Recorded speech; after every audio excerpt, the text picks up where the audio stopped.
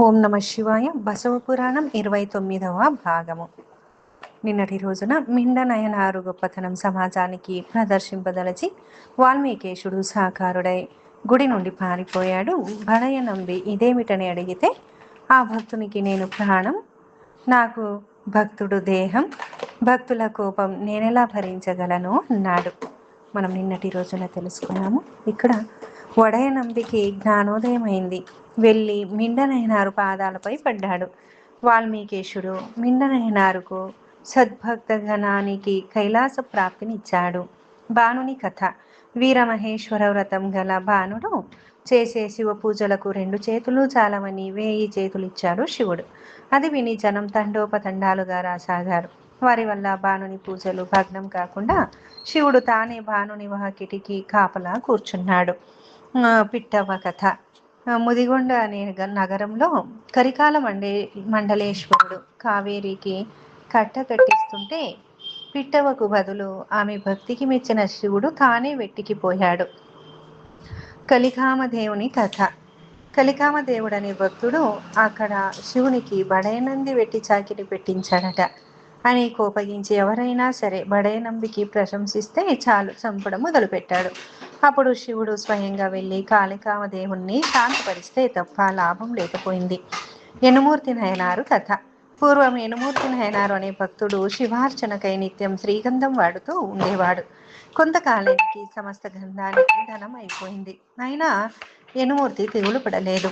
భక్తి ధనమే ధనం, భక్తి లేమియే లేమి. ఈ తనువు ఈ మనము ఉన్నప్పుడు నీ పూజకు లోపం జరుగుతుందా తండ్రి అని యనుమూర్తి తన మోచేతిని గంధం చెక్కగా చేసి సానకు పెట్టి చాచాడు. చర్మం నలిగి రక్తం వచ్చి కండలు విలికి వచ్చినా గంధం తీయడం మానలేదు. శివుడు ప్రత్యక్షమై యనుమూర్తి నయనారు భక్తికి మెచ్చి కైలాసం ఇచ్చాడు. కడమల నంబి కథ. పూర్వం కడమల నంబి అనే భక్తుడు ప్రాణలింగానికి నిత్యం 1000 అఖండాలు వెలిగించే వ్రతం పెట్టుకున్నాడు. 1000 అఖండాలు నిరంతరం వెలగడంతో ఆయన ఆస్తి మొత్తం హరించుకొని పోయింది. అయితే నంబి విచారపడలేదు. నమ్ము పోతేనేమి, ధనం పోతేనేమి, అతను ఉన్నది కదా, శివ పూజకేమి ఆటంకమని తన శరీరాన్ని అఖండంగా మార్చి జుట్టుకు నిప్పు అంటించుకున్నాడు. శివుడు ప్రత్యక్షమై కడమల నంబిని అనుగ్రహించాడు. గుగ్గులు కలియారు కథ. పూర్వం గుగ్గులు కలియారు అనే భక్తుడు 3 పూటల స్వామికి ధూపం వేసే నియమం పెట్టుకున్నాడు.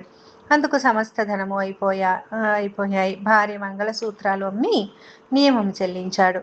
అది చూసి ఉరగేశ్వర స్వామి ఉరగకన్యకలు ఆనందంతో నాట్యం చేశారు.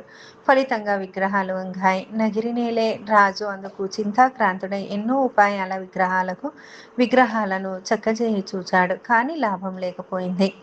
అప్పుడు గుగ్గులు కలియారు, ప్రభు నాకు ధూపం ఇవ్వండి, స్వామివారిని చక్కబరుస్తాను అన్నాడు. ప్రభు వద్ద పెద్ద గుగ్గిలపు కుప్ప పోశాడు. కలియారు ధూపం వెలిగించాడు. ఒక తాడును తీసుకొని దానికి ఒకవైపు స్వామిని కట్టి రెండవ వైపు ఒక కత్తిని కట్టి కత్తిని తన గొంతు మీద ఉంచుకొని తాడును లాగసాగాడు. అంటే స్వామి విగ్రహం లేవకపోతే కత్తిని గొంతులో గుచ్చుకుంటానని స్వామికి కలియారు చూపించాడన్నమాట. అది చూసి ఉరగేశ్వర స్వామి భయపడి భక్తుని కాపాడాడు. విగ్రహాలు యథాస్థానానికి వచ్చాయి. అరివాలునయవారి కథ. అలివాలునయనారి కథ. పూర్వం అరివాలు నయనారు అనే భక్తుడు ఉండేవాడు. నిత్యం శివునికి రాజనాల బియ్యం వండి నైవేద్యం చేయడం నియమంగా పెట్టుకున్నాడు. ఈ నైవేద్యాలతో అతని ఆస్తి మొత్తం హరించుకొని పోయింది. అప్పుడు కుడవలి చేత పట్టుకొని కూలికి వెళ్ళి ఆ వచ్చిన ధనంతో శివావసరం నెరవేర్చేవాడు. కొంతకాలానికి కూలి దొరకడం ఆగిపోయింది. అందువల్ల వరుసగా 7 దినాలు ఉపవాసం ఉన్నాడు. 8వ నాడు తరగలిలో మిగిలిన బియ్యం గింజలు ఏరుకొని వాటితో వంట చేద్దామని వస్తుండగా జారిపడ్డాడు. ఆ బియ్యం నేల పరుగులలో పడిపోయింది. శివ, నీకు నైవేద్యం చెల్లించలేని ఈ జన్మ నాకెందుకు అని అరివాలు నయనారు కొడవలితో గొంతు కోసుకోబోయాడు. పరమేశ్వరుడు ప్రత్యక్షమై నయనారును అనుగ్రహించాడు. సశేషం. సర్వం శివార్పణమస్తు. లోకా సమస్తా సుఖినో భవంతు. లోకా సమస్తా సుఖినో భవంతు. లోకా సమస్తా సుఖినో భవంతు. ధన్యవాదములందరికీ. హరి ఓం.